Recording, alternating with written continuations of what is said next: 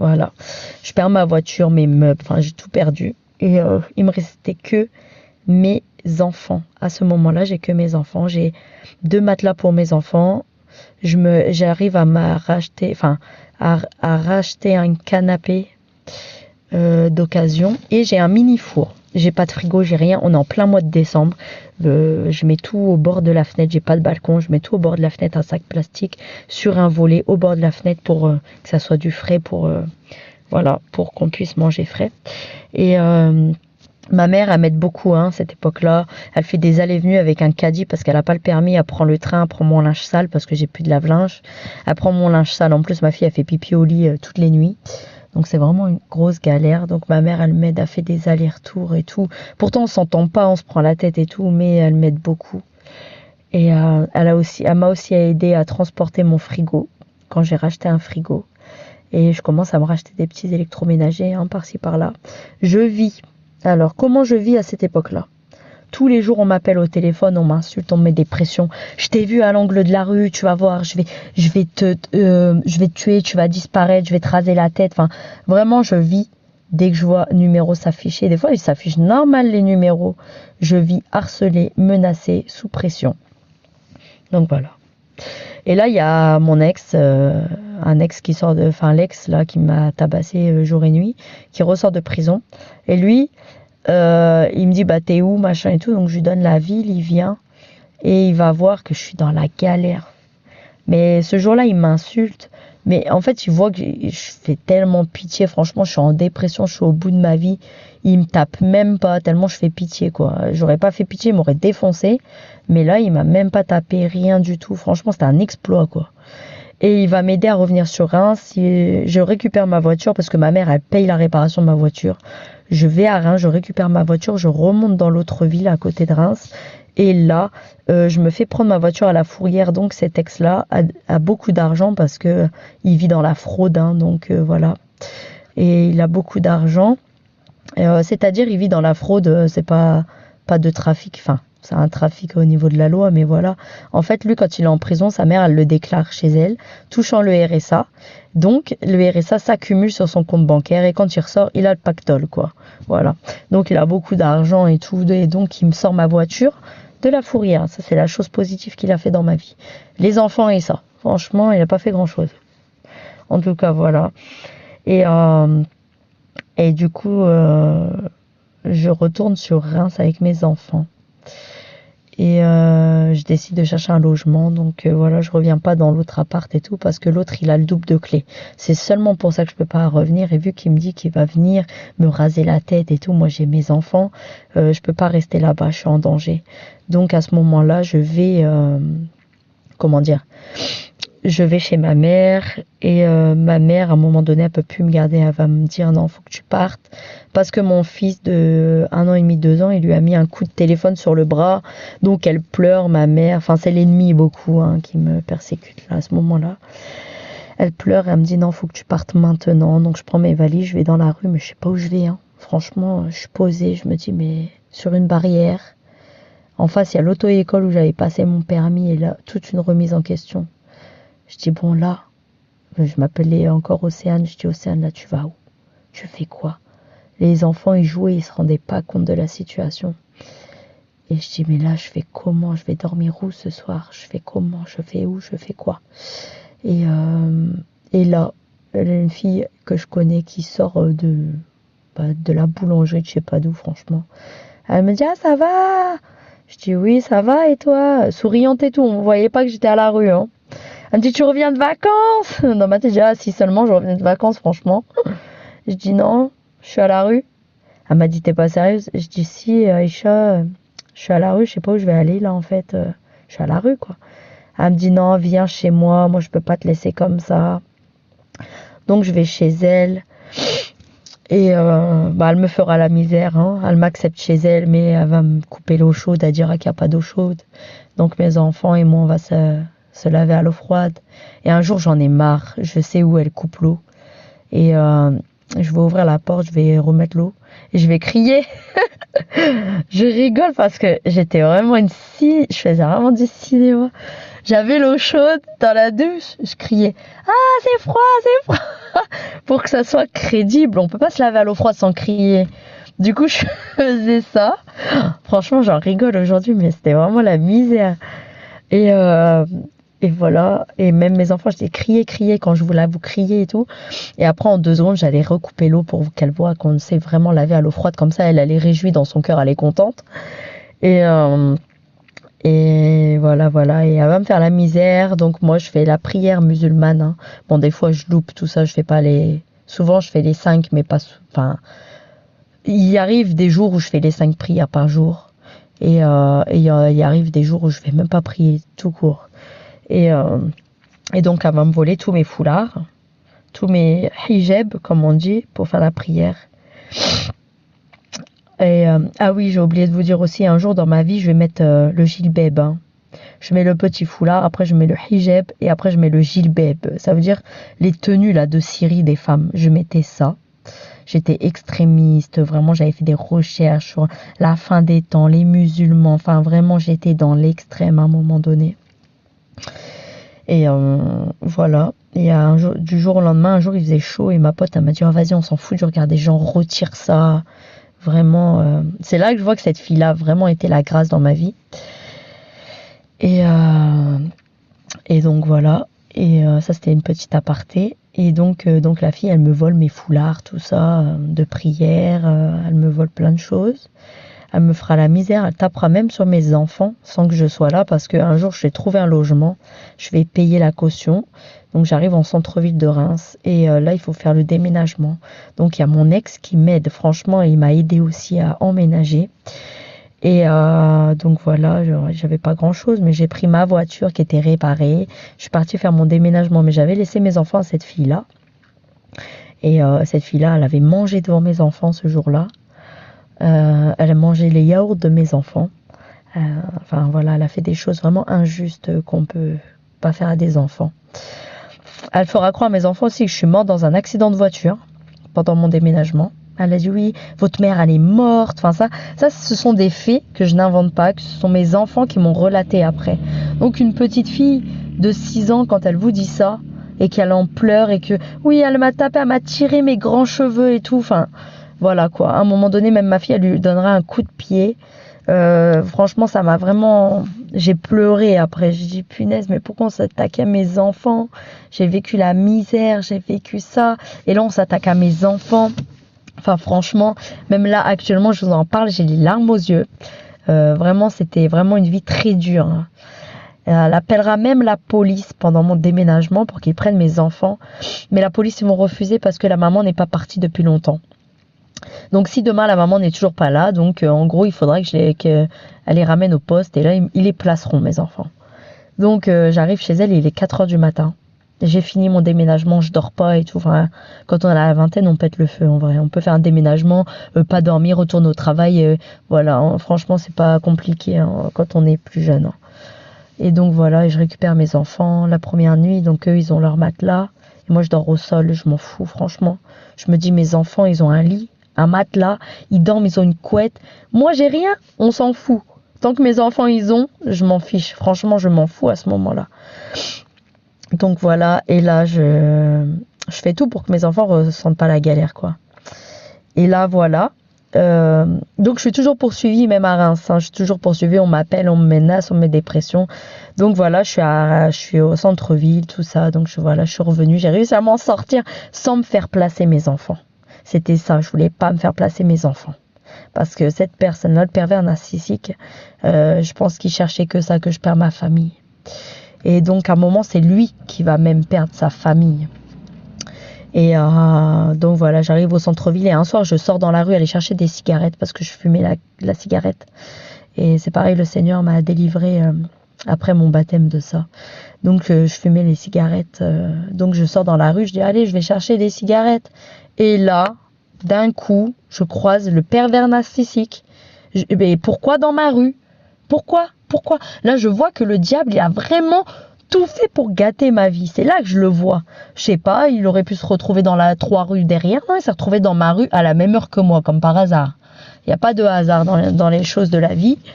Donc voilà, je le croise, il me voit, je le vois. Et en fait, il me fait rien et on recommence à flirter ensemble. Et je peux pas résister à lui, c'est comme s'il m'absorbe. C'est vraiment quelqu'un de mauvais qui retourne la faute sur moi. Donc tout était de ma faute, c'est moi la mauvaise, c'est à cause de moi qu'il lui arrive des choses dans sa vie. Il me rabaisse, enfin voilà. Il profite de ma carte bancaire, il dit qu'il a pas de sous. Il me demande 100 euros, 150 euros, je lui donne ma carte. Moi j'ai un défaut, j'ai jamais d'espèces sur moi. Ça c'est vraiment un défaut qu'il faut même que je corrige à ce moment-là. Ouais, parce que comment dire, j'ai jamais d'espèces sur moi. Moi je suis quelqu'un qui est beaucoup virtuel, la carte. Donc voilà, et là je passe ma carte, mon code, et là il va pas tirer 150 euros, il va tirer 350 euros. Plusieurs fois. Il prend ma carte, après il me demande plus, il prend ma carte, tu vas tirer, enfin c'est sa carte quoi, c'est son compte, hein. C'est moi qui travaille mais c'est son compte à lui. Parce qu'après je retrouve un travail, je travaille chez les personnes âgées. Donc voilà, je suis dans la galère, hein. Pourtant je travaille mais j'essaye d'amortir, hein. Voilà, ma mère elle m'aide. Et un jour je rentre chez moi et je voudrais pas lui ouvrir la porte, c'est terminé, c'est fini, c'est bon, j'en ai marre, il va me casser ma porte. Donc je vais vivre pendant 6 mois avec une porte cassée, sous pression, sous menace, qu'à tout moment il peut venir, il sait où j'habite et il sait que la porte est cassée. Donc elle tient avec des vis, non mais la porte elle tient avec des vis quoi. Et donc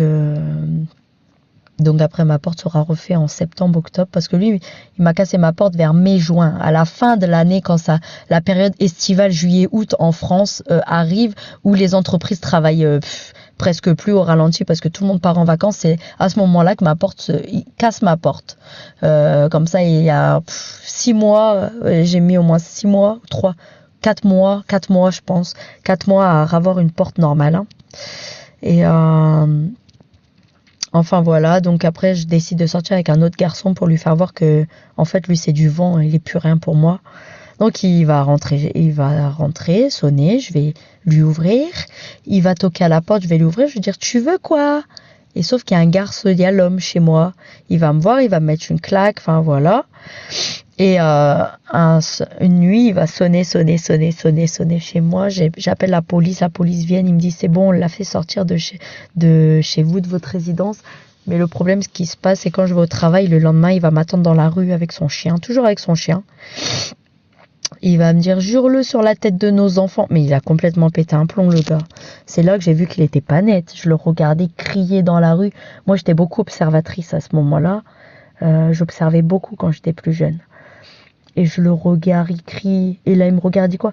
Il se met à genoux, il me tient, il me dit jure-le sur la tête de nos enfants. Mais je le regarde, je dis mais on n'a pas d'enfants ensemble. Hein. Il dit si, ces enfants-là, c'est mes enfants. Alors qu'il a jamais dit ça. Enfin bref, il est vraiment matrixé, il est dans son truc. Et je lui dis non, c'est mort, je lâche pas mes clés. C'est mort, je lâche pas mes clés. Parce qu'il voulait mes clés, je voulais pas. Et il va m'attraper, il va me mettre que des coups de poing dans le visage. Que des coups de poing, des coups de poing, des coups de poing. Mais à ce moment-là, je vais même pas pleurer. Je prends 3 gros coups de poing d'un mec qui fait 130 kilos, 1m90, un Africain. C'était un Africain. Et il va me mettre des coups de poing. Mais je sais pas, je les sens pas. Je les sens même pas. Et je le regarde. Et je lui dis, mais j'ai même pas mal. Mais t'as même pas de force. Mais je pense que c'est moi, psychologiquement, je savais ce qu'il allait m'arriver. Je me suis détachée et j'ai même pas senti les coups. Mais par contre, j'étais marquée. J'ai porté plainte et tout. On m'intimide. On me casse mes voitures parce que j'ai porté plainte, donc on essaie de me dire retire ta plainte, donc je vais retirer ma plainte. Mon avocat, il va péter un câble et il va retourner au tribunal, remettre la plainte en route. Et il m'a dit de toute façon, une plainte, ça ne se retire pas. C'est le procureur qui décide d'arrêter la poursuite ou pas. Et l'avocat va voir le procureur, c'est son ami. Il va voir, il va expliquer que je vis sous pression, que il faut, même si j'appelle ou je viens, il faut même pas en prendre en considération. C'est pas de moi-même que je le fais, c'est sous pression derrière. Donc il faut continuer la poursuite et tout. Vraiment, j'ai un avocat en or. On me casse mes voitures et tout. Je décide, ma voiture, elle est potable, elle a contrôle technique, ok, tout est ok. Ma voiture, elle est en pleine forme. Hein. mais je décide, pour plus qu'on sache c'est quoi ma voiture, je décide de la mettre à la fourrière. Je me sépare de ma voiture, donc j'accepte de remarcher à pied, de regalérer comme ça avec mes enfants. Et une nuit, je vais rêver qu'il tombe en prison, cet homme-là. Et il va réellement tomber en prison. Dans cette relation-là, il m'a volé mon chien avec les chiots. Parce que je faisais des portées, je revendais les chiots. Et quand il tombe en prison, cet homme, je déménage déjà. Pour pas, on sait jamais, j'ai pas envie qu'il me retrouve. Et il perdra aussi, à ce moment-là, son chien qui avait des chiots. Il les perdra, on le volera aussi. Moi, durant tout ça, j'ai pas fait de mal. J'ai vraiment subi. La seule personne que j'ai fait de mal, c'est sa copine. Parce que je la croyais pas. Et elle croyait que je faisais exprès et tout, alors que pas du tout. Vraiment, c'est la seule personne vraiment que j'ai vraiment torturé, c'est sa copine. Donc voilà, je me débarrasse de lui pendant toutes ces années. Hein. Et une nuit, je rêve qu'il sort de prison et qu'il me cherche dans toute la ville. Et c'est réellement ce qui se passe. Il commence à croiser des gens, à demander où j'habite et tout. Nanani. Personne ne sait où j'habite. Je parle plus à personne. J'ai pas le choix. Faut que je coupe tout. Donc du jour au lendemain, les gens ils croient que je devienne bipolaire. Je coupe toute relation. Avec tout le monde. Voilà. Voilà. Alors, en fait, là, à savoir que, à mon avis, c'était... Enfin, je pense et j'en suis sûre que c'était vraiment une personne néfaste qui voulait atteindre à ma vie. Parce que je sais que c'est le Seigneur. Je sais que c'est Dieu. À ce moment-là, j'ai la foi en Dieu. Et souvent, en esprit, je dis, c'est Seigneur... Je parle pas, j'aurais pas rencontré le réel Jésus-Christ de Nazareth. Hein. Mais j'ai une grande foi. Et juste pour ça, Dieu me fait grâce dans ma vie de païenne, de musulmane. Et je regarde le ciel bien souvent et je dis, en esprit, Seigneur, j'ai foi en toi, je sais que tu me protèges, qu'il m'arrivera rien. Je sais, Seigneur, que tu me protèges. Et le Seigneur, le vrai Seigneur, Jésus-Christ de Nazareth, le Père, le Fils et le Saint-Esprit m'a protégé. Maintenant, je sais que c'est le réel Dieu, le véritable Dieu. À cause de mon amour envers le Créateur, hein, grâce à mon amour envers le Créateur, celui qui m'a créé, pas Allah, rien du tout à ce moment-là. C'est vraiment le Créateur que je vois, que je pense à mon Créateur et je dis... Mon Créateur me protège, mon Créateur, et le Seigneur va me donner un temps d'avance sur mes ennemis. Merci Seigneur encore, hein, pour franchement, dans cette épreuve-là, j'étais dans le monde et le Seigneur avait la main sur moi déjà. Et vraiment, j'ai un temps sur mes ennemis. Il me cherche, je sais déjà qu'il me cherche, donc j'ai le temps d'esquiver.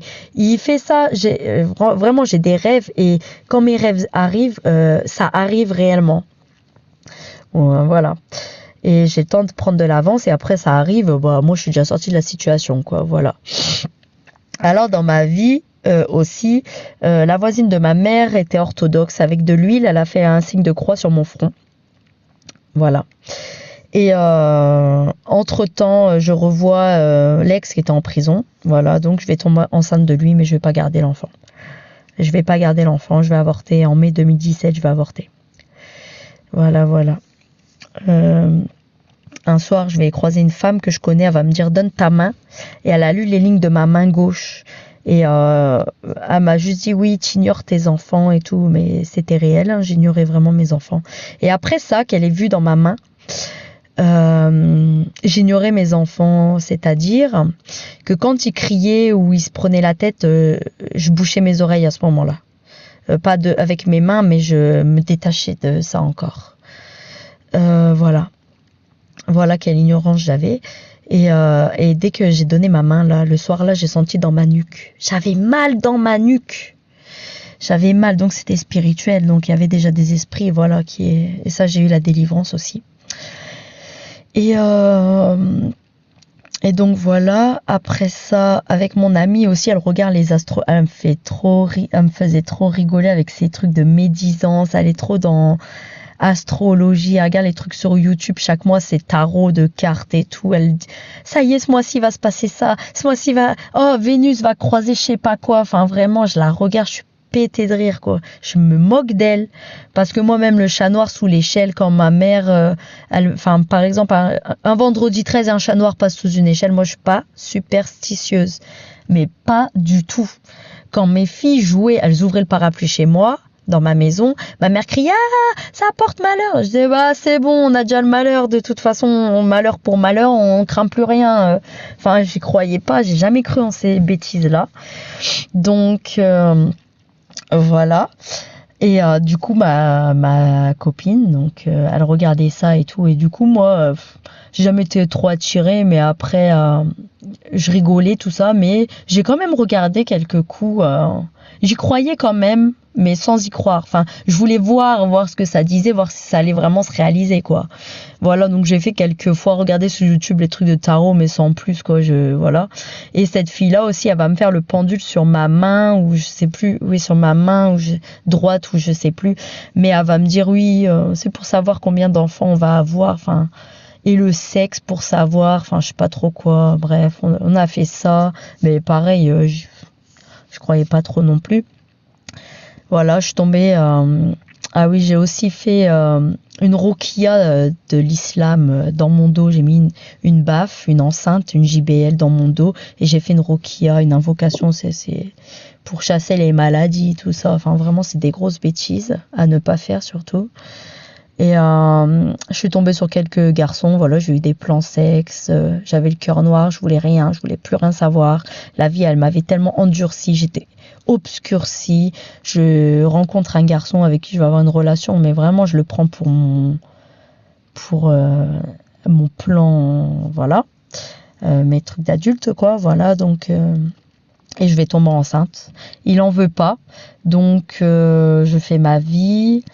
il en veut pas. Ma mère, elle me dit garde l'enfant, garde-le, tout ça. Puis moi, je me dis bon, je vais pas faire 4 avortements et avoir 3 enfants.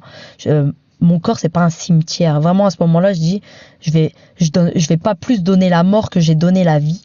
Donc, je le garde. Et ma mère, elle me dit je vais t'aider. Donc, ma mère, elle me donne la motivation vraiment. Et donc, je le garde. Il me dit ouais, j'en veux pas. Bon, il dit des insultes sur cet enfant-là, machin. Et donc voilà, et sachant aussi que le papa de cet homme-là, il fait des trucs mystiques, il a une ceinture de sécurité, vraiment, enfin voilà, c'est vraiment des trucs bizarres. Et du coup voilà, donc je garde mon enfant, j'assume 3 enfants, donc 4 c'est bon, je suis assez mature, je suis posée, je suis une guerrière. Voilà, j'ai plus de cœur, j'ai que des cœurs pour mes enfants, ma mère, mon petit frère, vraiment je m'en fous du reste. Et je m'en sors, hein, j'accouche. Voilà, je m'occupe de mon bébé, tout ça. Le gars là, il veut retourner dans ma vie. Donc je dis bon bah allez, je lui laisse une chance. On a un enfant ensemble, je lui laisse une chance. Donc je vois qu'en fait, il vient que pour moi. Il vient que pour faire ses bails. Et donc je dis bon attends, il vient quand mon fils il dort, il vient juste pour me voir moi. Mais en fait c'est pas comme ça la vie. Il a dit il veut voir son fils, il veut connaître son fils. Mais moi en fait c'est moi qui connais là. Donc je dis au gars, je dis écoute toi et moi je m'en fous. Il dit ouais moi aussi, toi et moi je m'en fous, lui aussi c'est un pervers narcissique, mais du fait que je suis vaccinée déjà de l'autre, en fait lui il peut pas m'avoir, même psychologiquement je peux pas dépendre de lui, c'est impossible. Je sais contrer les pervers narcissiques, tout ça, vraiment, on m'a tellement je sais pas ce qu'on m'a fait, à ce moment-là ce qui m'avait fait à mon cerveau, que même maintenant le pervers narcissique, je retourne ça contre lui quoi, à ce moment-là. Donc voilà, le garçon là, je dis non, ça va pas être possible. Toi, tu veux connaître ton enfant, mais tu viens pour moi, donc stop, on arrête. Tu vois ton enfant, c'est tout. Donc voilà. Il va pas vouloir. Enfin, il va venir 3 jours, il va partir 1 mois, il va revenir une semaine, il va repartir 4 mois. Enfin, le gars, il est pas stable. Mon fils, il le voit plus pendant des longues périodes. Il le revoit plus. C'est un bébé, mais à 9 mois, il va tomber en dépression, mon bébé. Voilà. Et donc, je vais dire, ça c'est plus possible. Ma docteure va me dire, faut prendre une décision. L'enfant ne peut pas être comme ça, donc ça va pas être possible. En fait, il va falloir prendre une décision. Soit il le voit, il est stable, soit il le voit plus du tout et c'est terminé, quoi. Et donc voilà, donc ce garçon-là, il va pas s'y mettre à fond pour voir l'enfant. Il va recréer une absence et de cette absence-là, je vais jouer pour tout couper. Donc je vais faire ma vie, il fait sa vie, le gars, il me calcule plus, on se calcule plus, voilà. Et comment dire, et donc voilà, ma vie. Ma mère aussi, elle a fait beaucoup de différence avec mes enfants. La première était chouchoutée, les autres, bon bah voilà, elle supportait pas ma deuxième. Voilà, donc à cause de ça, c'était très conflictuel avec ma mère parce que moi, j'acceptais pas la différence. Alors je lui disais, c'était très conflictuel, hein. Je lui disais, je refusais d'être comme elle. Et c'est comme si que, à ce moment-là, c'est comme si que ma mère, elle me dégoûtait parce que tout ce que j'avais vécu enfant et adulte, voilà, tout ce que j'avais subi, donc je la respectais pas, malgré que je manquais de rien étant enfant. Je manquais juste d'amour matériel, je manquais de rien. Les trucs derniers cris, je ne manquais de rien. Et donc voilà, ma mère m'a apporté de l'aide financière. Ma mère, ça a quand même été une très très grande bénédiction dans ma vie. Voilà, et c'est comme si aussi dans ma vie, ma mère vivait à travers ma vie. Ma mère a eu aussi quelques jalousies, mais bon, après voilà, c'était inconsciemment, c'était pas de sa faute aussi, hein, c'est l'ennemi. Quand l'ennemi veut toucher, même notre mère, l'ennemi nous touche. Voilà, donc voilà, j'assume mes 4 enfants. Entre-temps, bon, j'aide beaucoup les gens. Moi, je suis quelqu'un, quand les gens m'ont fait du mal, là, qu'ils avaient besoin d'aide, je les ai aidés. J'ai tendu ma main. Et même ma mère, elle pétait un câble, hein, des fois, elle me criait dessus, elle me disait « Mais t'es qu'une pigeonne !» Ma mère, elle criait comme ça et tout. Je lui disais « Non, maman, c'est pas grave. » En fait, moi, je voulais trop revêtir le caractère du prophète Mohammed de l'islam, parce que j'étais musulmane à ce moment-là. Donc le prophète, soi-disant, on lui crachait dessus, on le tapait, il disait rien, il continuait à faire sa prière en public et tout. Donc moi, je voulais vraiment aspirer à lui, et du coup, moi, je tendais la main, on me coupait le bras, c'est pas grave, je tendais l'autre main, vraiment, j'étais un caractère vraiment comme ça. Et j'aide beaucoup, même les gens qui me font du mal, je leur en veux pas, je veux me rapprocher le plus du paradis, quoi, en faisant des bonnes actions, voilà. Alors on me blesse, on me trahit, enfin, voilà. À un moment donné, je prête une grosse somme au géniteur de mon 4e enfant, avant qu'on coupe contact, et cet homme-là va faire en fait, je l'aide à se lancer dans un business. Et cet homme-là, en fait, avec le business, il va ouvrir ce business, en fait, pour faire le beau devant une fille, en fait. Donc, il a pris mon argent pour faire le beau devant une fille. Mais moi, je suis très énervée. Je me dis, mais comment ça? Mais il est malade, lui. Mais ça va pas se passer comme ça. Je vais chez lui, je toque. Il va pas oser ouvrir parce que moi, je suis quelqu'un de très franche. Moi, si je vais te dire quelque chose, je vais attendre. Quand je veux dire quelque chose, je vais attendre que ce soit en face. Bon, avant, je le faisais sans tact, mais j'apprends à être plus douce et tout maintenant. Mais avant, je disais pack, je lâchais le truc en pleine tête des gens, je m'en fichais, quoi. Je te dis, ça n'allait pas, je te disais, je disais tout ce qui n'allait pas et je partais, je m'en fichais. Et là, je me suis dit, mais là, il est fou, lui. J'ai pris ma voiture, je suis partie. L'excuse, c'était les baskets de mon fils qui étaient restés chez lui. J'ai toqué, j'étais vrai, je tapais dans la porte, il ouvrait pas, le gars, il fait presque 2 mètres. Et j'ai jamais reculé dans ces trucs-là, je fonçais. Et j'étais très énervée, je disais ouvre et tout. Et à un moment donné, il a ouvert, il m'a dit quoi? Je dis mais toi t'es un malade, toi, il y a une fille chez toi, tu fais ça avec mon argent, tout ça. Il me dit n'importe quoi, t'es folle. Je dis ouais, passe-moi les baskets de mon fils et ciao. Il me passe les baskets de mon fils. Et après, moi je savais c'était qui la fille. Moi je savais qui c'était la fille. Parce que c'est pareil, j'avais reçu ça en rêve. Et je savais qui c'était la fille. Et je dis, bah vas-y, si cette fille-là, en gros, c'est une femme, bah, qu'elle sorte, qu'elle vienne face à moi, qu'elle assume et tout. Et elle osait pas sortir, la personne et tout. Bref, après, je suis partie. Je dis, c'est bon, j'ai plus de temps à perdre, c'est une instabilité. Voilà, quoi, je passe à autre chose. Je travaille, je vis pour moi, mes enfants. Mais voilà, j'arrête l'islam, c'est bon, je l'ai au téléphone. À un moment, je pète un plomb, je crie au téléphone. C'est terminé le musulman. Moi, je me mettrai avec un Africain tatoué qui mange du porc. Je sais plus si je dis un chrétien, mais en tout cas, pas un musulman. Et voilà. Et voilà, quoi, je décide d'arrêter tout. Je décide de rester avec mes valeurs, me consacrer à mes enfants et plus rien. Plus rien, plus rien, plus rien. Ah oui, et pendant ma grossesse, j'ai accueilli mon ex chez moi parce que sa mère l'avait mis dehors. Mais c'est vite parti aux mains et en fait, à la longue d'être battu, et ça c'est dangereux, et c'est pour ça que je le dis aussi dans mon témoignage, à la longue d'être battu, un jour c'est toi qui te retournes contre ton bourreau, mais ça peut être très grave. Ce jour-là, j'ai pris mon téléphone, j'avais mon bébé dans les bras, je sais pas comment j'ai fait, j'ai pris mon téléphone, je lui ai tellement mis des coups sur la tête, je lui ai ouvert la tête. Le gars il était tellement contre le mur, choqué que je lui avais rentré dedans. Trop de souffrance, ça a trop alimenté mon impulsivité, mais ma détermination aussi dans la vie. Donc je voulais dire, si tu es tapé, battu, sache que ta situation ne changera pas.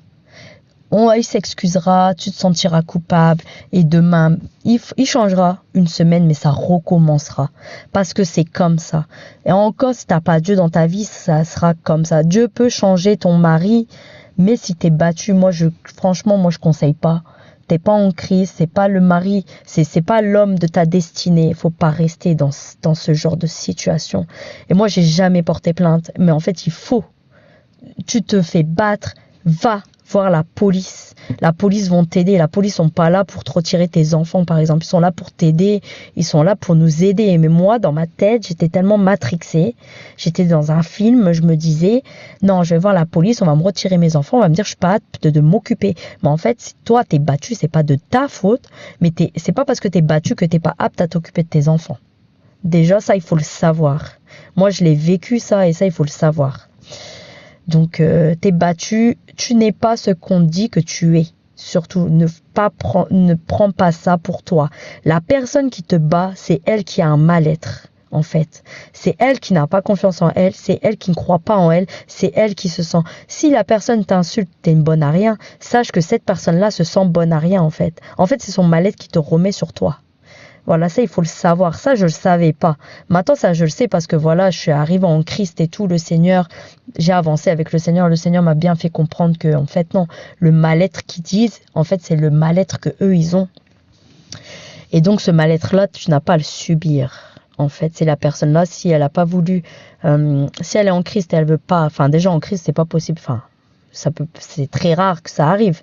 Mais s'il n'est pas en Christ et tout, déjà c'est une délivrance, c'est venir à Christ, c'est se faire délivrer, c'est très spirituel. Un homme qui tape une femme, déjà c'est pas lui. Moi je l'ai vu dans les yeux de la personne qui me battait et je voyais pas que c'était lui, son visage totalement changé, il me faisait flipper.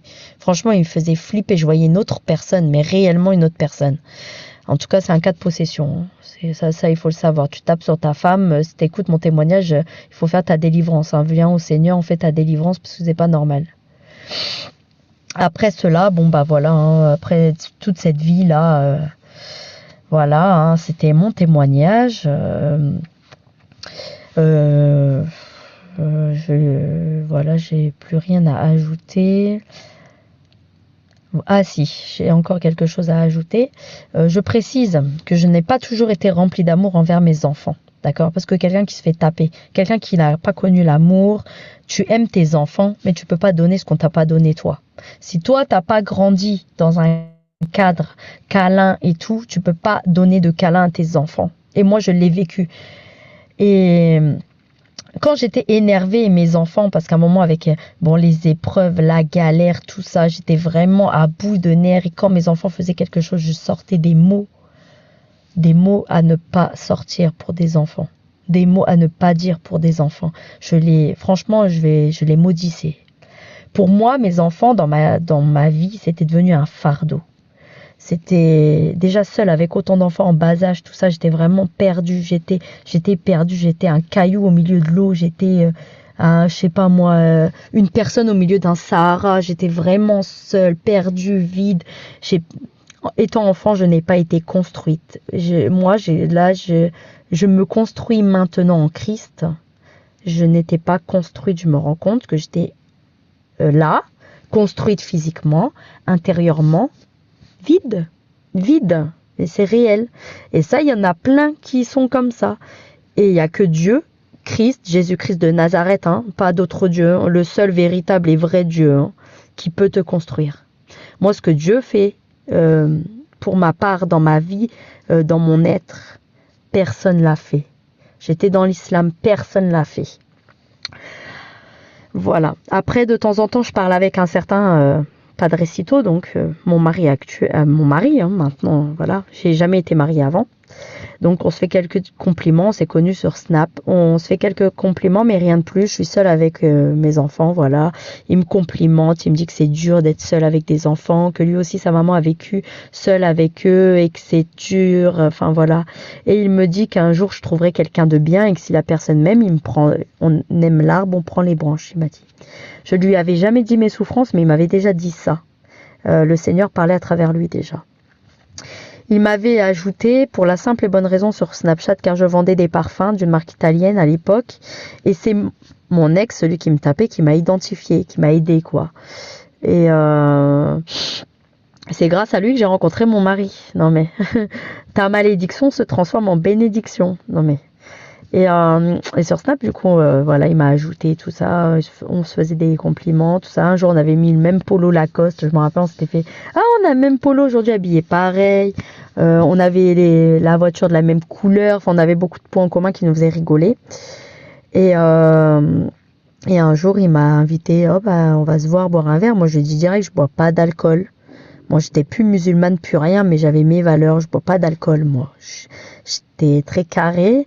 Il m'a dit non, t'inquiète, c'est pas pour boire de l'alcool. On sort, on va manger une glace dans un parc et tout.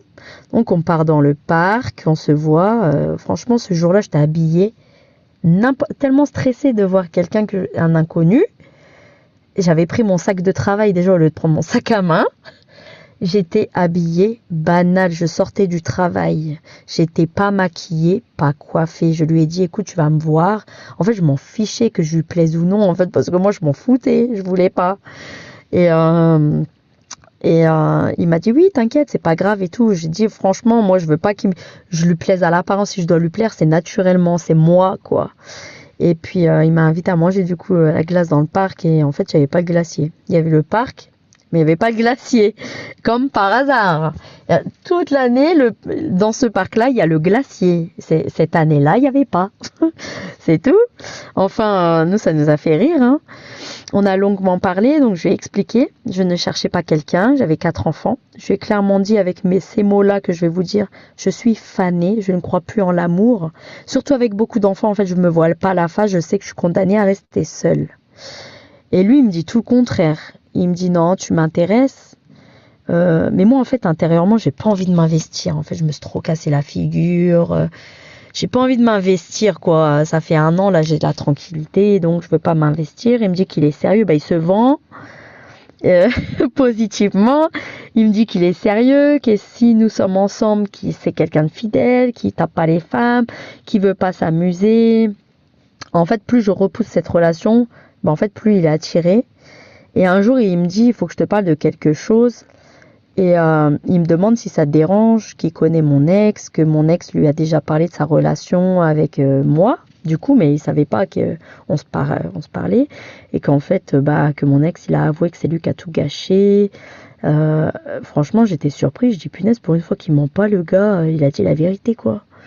Et j'étais surprise. Enfin voilà, on a appris à se connaître. Une fois que j'étais sûre que c'était quelqu'un de tranquille, il est venu chez moi une fois. Puis je lui ai demandé, moi avant de manger, je disais un mot musulman et lui il priait, il faisait sa prière en Jésus-Christ, il rendait grâce à Dieu quoi. Et moi je disais un mot et je mangeais.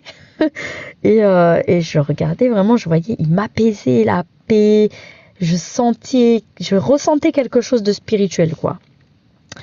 Et je lui ai demandé de me parler de sa religion, donc il m'a expliqué, j'étais très curieuse. À un moment, il m'a dit, voilà, comme quoi que, Jésus, enfin Dieu est Père, Fils, Saint-Esprit.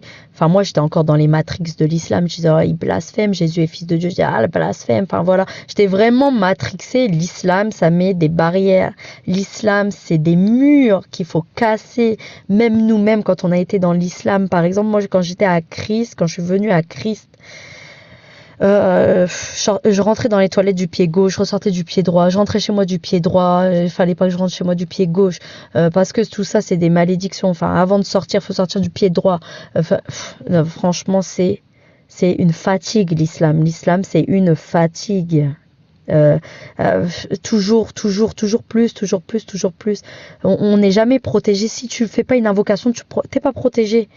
C'est simple, c'est clair, c'est comme ça l'islam. Pour aller aux toilettes, t'as une invocation. En sortant des toilettes, t'as une invocation. En sortant de chez toi, t'as une invocation. En rentrant chez toi, t'as une invocation. Enfin, vraiment, c'est une religion de la prison noire, l'islam. Donc voilà, on a parlé de Jésus, hein. Clairement, il m'a parlé de Jésus longuement. Moi, c'était blasphème, comme je vous ai dit. Enfin, pour moi, je disais, oh là là, le pauvre, il est perdu. Et lui, pareil, il se disait pareil pour moi. Donc, en fait, mutuellement, on se disait, on est perdu. Lui me disait, je suis perdu. Et moi, je disais qu'il est perdu. Donc, vraiment, c'était... à cette heure-ci, c'est marrant quand j'y repense. Et du coup, il m'a dit, bah écoute, c'est simple, hein, toi, je dis, je sais pas, je suis sceptique, je suis perdue, je sais pas vers qui me tourner. Il m'a dit, bah écoute, ce soir, tu vas prier, pas Allah, pas Jésus, mais tu vas prier Dieu et tu vas lui demander s'il existe. Et tu verras, mon petit ami à l'époque, mon mari, il m'a dit, tu verras, mon Dieu, il va te répondre. Il était tellement sûr et tout. Je dis, mais moi, j'aime bien ces choses-là, qu'on me dit, ah, il fait ça, tu verras. Je dis, ok. Bah écoute, vas-y, y a pas de souci, je vais le faire. Donc lui, il partait au travail le dimanche soir. Et moi, ce soir-là, j'ai demandé à Dieu de se révéler à moi. Je veux le connaître, le vrai et seul Dieu. Et qu'il me fasse voir ce qu'est l'islam. Moi, je voulais voir ce qu'est l'islam. Et cette nuit-là, toute ma vie a changé. Toute ma vie a changé. J'ai vu Jésus dans mon rêve. J'ai pas vu sa tête, j'ai vu ses mains, j'ai vu une grande robe blanche en lin. J'ai pas vu son visage, comme je vous dis. Il était habillé d'une robe blanche en lin. On était sur un grand terrain vague, sombre, immense le terrain, immense. En même pas 2 secondes, on s'est retrouvés devant un grand château, comme un château hanté.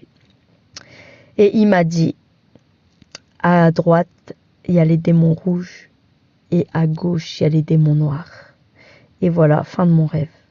Je me suis réveillée, j'étais en pleurs. J'ai envoyé un snap à mon petit ami, hein, c'était mon petit ami à l'époque, maintenant c'est mon mari, en pleurs, en disant « C'est bon, je termine avec l'islam, j'ai vu Jésus !»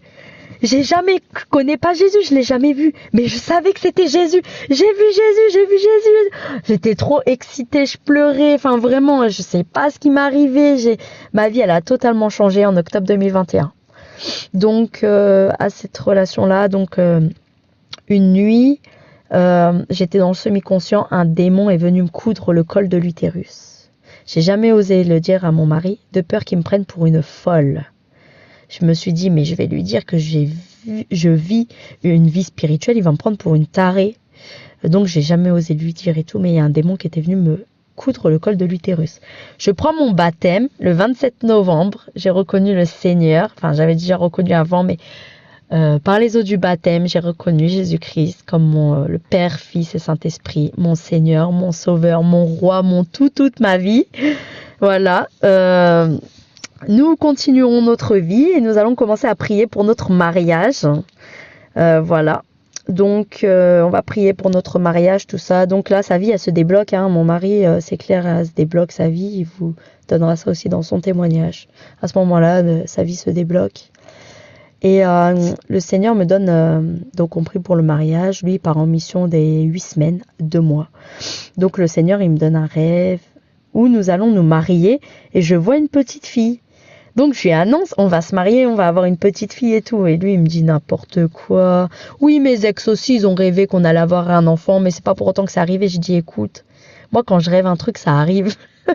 Je savais que c'était réel. Et je lui ai dit. Et puis, entre-temps, il repart en mission.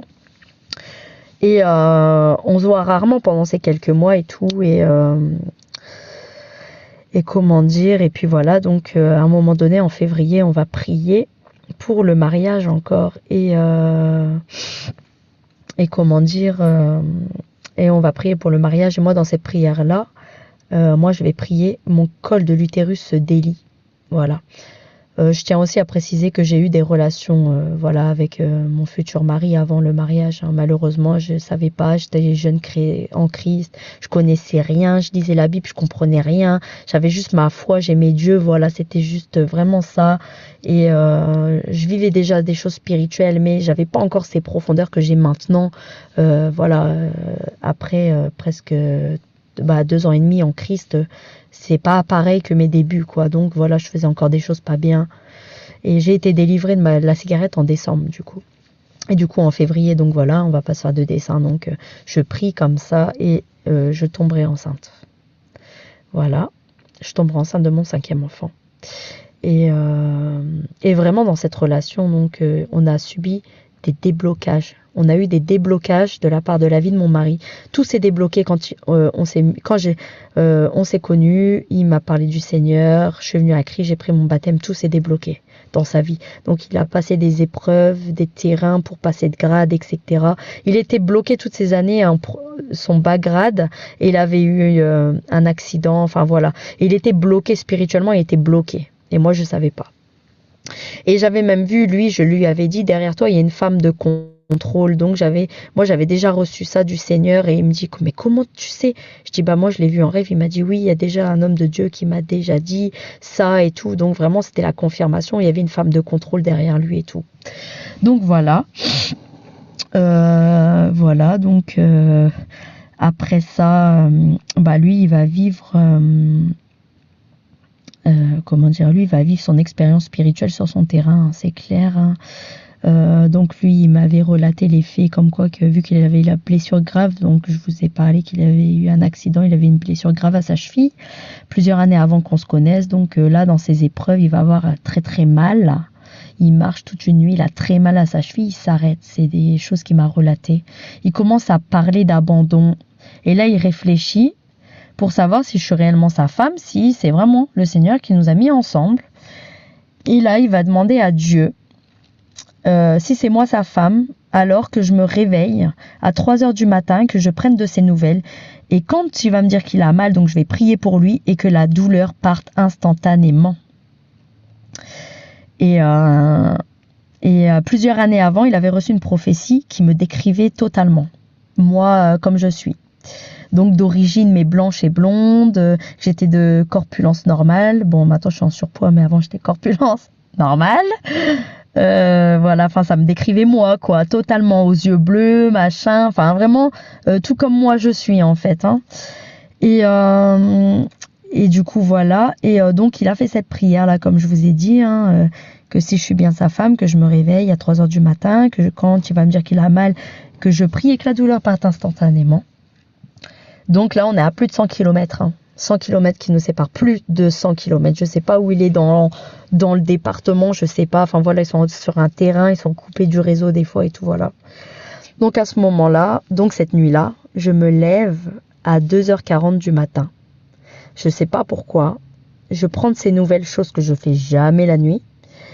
Et là, il me dit qu'il a mal, qu'il veut abandonner. Je le réconforte, je lui dis non, c'est la dernière nuit, t'as réussi, lâche pas au dernier moment. Et je lui dis attends, tu sais quoi, je vais prier pour toi. Donc je me mets en prière de... Bon, je lâche les SMS sur Snap et tout. Je me mets en prière de combat, je chasse le mal de sa cheville et tout. Et là, moi, je savais rien du tout. Je savais plus rien, j'avais plus de nouvelles de lui. Il m'envoie un message le lendemain après-midi et il me dit, il était heureux. Non, il m'envoie un message, faut que je te dise un truc de ouf et tout. Donc je l'appelle, je dis c'est quoi le truc de ouf? Il m'a dit écoute, t'es ma femme, c'est avec toi que je veux me marier, t'es ma femme, faut que je t'explique un truc de ouf, t'es ma femme. Moi à ce moment-là, je dis ok, après il me dit vas-y je te laisse et tout, mais je suis trop contente, t'es ma femme, je t'aime et tout. Première fois qu'il m'avait dit je t'aime. Mais là il raccroche, mais moi je suis surprise, je dis mais il lui arrive quoi, il est tombé sur la tête ou quoi? Il s'est passé quoi? Enfin, moi je comprends rien, je dis il devient bizarre ce mec, il devient bizarre lui. Enfin voilà, après du coup il m'a expliqué, hein, il rentre à la maison, il m'explique ça. On prie, on vit des attaques, hein. Là ça commence les attaques, ça grogne sous mon lit. Un jour, on prie, tout ça. Bon, avant notre mariage, on est persécuté. Toute sa famille se met à dos contre nous, mais on sait que ça vient du diable parce que mon mari avait déjà reçu une prophétie il y a 7 7 ans à peu près, quelque chose comme ça, comme quoi que notre mariage allait être extrêmement combattu. Il a été extrêmement combattu. Et il y a même une femme où il allait faire la prière chez elle qui a voulu me manger. En fait, la femme, elle a ouvert, je l'ai vue dans mon rêve, et quand elle a ouvert ses bras, elle s'est transformée en loup-garou, mais elle n'a pas eu le temps de me manger. Et cette femme-là, elle essayait de s'opposer à notre mariage tout le temps, tout le temps, tout le temps. Enfin, voilà quoi. Et du coup, voilà mon témoignage de ma vie avant, pendant et maintenant en Christ. Je voulais vous dire aussi que j'ai eu la révélation de mes 3 prénoms. Donc, Océane, Grâce, Sarah. Océane n'est plus mon prénom, je l'ai supprimé officiellement de ma vie, de ma carte d'identité, de tout ça. J'ai fait les démarches. Ça a bloqué la première fois. Je me suis levée en prière de combat et ça, c'est bon, ça a été accepté. Donc voilà. Maintenant, je suis sous l'identité de Sarah Grâce. Mais le Saint-Esprit, la dernière fois, quand j'étais sous la douche, je réfléchissais ça. Pourquoi Océane? Pourquoi Grâce et pourquoi Sarah? Et là, le Saint-Esprit m'a donné la révélation. En fait, Océane, c'était ma vie avant le Seigneur. Grâce, c'est la grâce qui m'a été faite dans ma vie. Et Sarah, c'est ma vie en Christ. Voilà. J'ai eu la révélation de ces prénoms-là. Et je rends grâce à Dieu. Et vraiment, croyez au Seigneur Jésus-Christ de Nazareth, je vous le dis, c'est réel. C'est réel. Et la fin est proche. C'est réel. Et je vous dis, la fin est proche parce que les enfants ont des songes. Dans ma maison, mes enfants ont des songes. C'est réel. Prenez pas ça à la rigolade. Oui, à chaque fois on dit il revient pas. C'est quand on aura la garde baissée que le Seigneur reviendra. Quand personne ne s'y attendra. Et quand il sera dit paix et sécurité, ce qui a déjà été dit, le Seigneur est à la porte. Quand on voit dans le monde que tout va mal, je vous dis, le Seigneur est plus que présent déjà dans nos vies, mais il revient, c'est imminent. Même si les jours, ça veut rien dire pour Dieu. C'est lui le Dieu des temps et des circonstances. Donc c'est lui qui sait quand et comment et pourquoi. Et voilà, il n'y a que lui qui sait toutes choses. En tout cas, croyez-y, ayez peur, ayez la crainte du Seigneur. Quand vous sortez d'un péché par la grâce de Dieu, ne retombez pas, mes frères et sœurs, s'il vous plaît. J'étais dans le péché quand on m'a dit on va prier pour ta délivrance, mais il va falloir, ça y est, après t'es délivré, il faut pas retomber. Je ne suis pas retombée. J'ai eu des combats, j'ai combattu le bon combat comme on dit. J'ai tout fait pour pas retomber. Tout fait. Le plus compliqué pour moi a été la colère. Parce qu'on peut être énervé, mais la colère et énervé, c'est pas pareil. Moi, je savais pas ça avant. Énervé, c'est quand tu t'énerves, mais la colère, c'est quelque chose d'excessif où tu vas péter un câble, tu vas tout casser, comme moi, j'ai faisais avant. Et là, je vais vous dire clairement, la colère, j'ai eu beaucoup de combats encore récemment. Quand on vient en Christ, on n'est pas, ça y est, on baisse les bras, baisse les bras, mais on baisse la garde, ça y est, on est sauvé, on est en Christ. Non, c'est pas ça, hein. C'est pas ça. Toi qui es en Christ, qui crois, c'est pas ça, hein. Il faut te lever dans la prière, il faut être en Christ, c'est un combat. Les chrétiens endormis, là, je vais vous réveiller, c'est un combat être en Christ. Ok, là, je vous donne mon témoignage, encore à cette heure-ci, j'ai des attaques, je me lève dans la prière, je combats. Ma vie est plus dure en Christ que quand j'étais dans l'islam. Parce que j'ai la vie éternelle. Donc le diable, pourquoi moi je vais être sauvé comme ça? C'est pas la fête. Hein. Donc voilà, on est réellement combattu. En tout cas, voilà. C'est ce que je voulais dire, ma petite parenthèse. Voilà. Merci de m'avoir écouté. Et je vais faire la prière, voilà, pour remercier le Seigneur. Donc, Père éternel, je te demande pardon, Seigneur. Pardon pour l'inconscience et l'insouciance de mon passé. Seigneur Jésus, je te remercie pour ma deuxième repentance, mon passage aux aveux, Seigneur. J'accepte, Seigneur, la vie avec toi, Seigneur, telle qu'elle est. Les combats, je combattrai le bon combat, Seigneur. Je garderai la course parce que je veux la couronne de vie, Seigneur, Père éternel. Je te remercie, Seigneur, et je te demande, Seigneur, que mon témoignage touche les cœurs, Seigneur. Des cœurs avec de l'amertume, Seigneur, que cette amertume parte dans le nom de Jésus. Je prie, Seigneur, pour une mère qui est seule et qui est triste et qui galère, Seigneur. Je te prie, Seigneur, Père éternel, de poser ta main dessus et de la relever, Seigneur. Si elle ne te connaît pas, de te faire connaître, de te révéler à cette personne, Seigneur, Père éternel, car la vie éternelle est plus importante que la vie physique. La vie éternelle est éternelle comme son nom l'indique, Seigneur, Père éternel, mais la vie physique passe. Et quand notre corps va périr, Seigneur, c'est notre âme qui restera, Seigneur, Père éternel. Sauve nos âmes, Seigneur. Sauve les âmes, Seigneur, des gens qui ne te connaissent pas. Seigneur, même la personne qui croit pas, qui se moque, Seigneur, touche-la. Touche-la, Seigneur, qu'elle puisse dire, avoir un témoignage comme quoi dire qu'elle s'est moquée et qu'aujourd'hui elle confirme tout ce qu'on dit, tout ce qu'on vit, Seigneur. Parce que peut-être que ça paraît comme un film, Seigneur, mais c'est la réelle vie. C'est la vraie vie que nous vivons, Seigneur, et que nous continuons, Seigneur. Arme-nous, Seigneur, Père éternel. Fais-nous marcher, Seigneur, avec ta puissance, ton onction, Seigneur. Revêt-nous, Seigneur, afin que nous puissions être de puissants témoignages, Seigneur. Que nous puissions témoigner de ta bonté, Seigneur, de nous mauvais comme nous étions, Seigneur. Des fois, on a honte de dire ce qu'on a fait, Seigneur, mais c'est pas avoir honte, Seigneur, car c'est ta puissance à travers notre honte, Seigneur, car notre honte se transforme, Seigneur. Notre malédiction se transforme en bénédiction. Notre honte se transforme en témoignage, Seigneur. Aujourd'hui, je peux aller voir quelqu'un, Seigneur, grâce à ta grâce, Seigneur. Je peux aller voir quelqu'un et dire, j'étais comme toi. Mais le Seigneur m'a relevé, le Seigneur m'a sorti de là, Seigneur. Et je te remercie, Seigneur, je te bénis, Père éternel. C'était mon témoignage. Sarah Grace, avec tout mon amour. Soyez tous bénis. Merci de m'avoir écouté. Shalom, peuple de Dieu.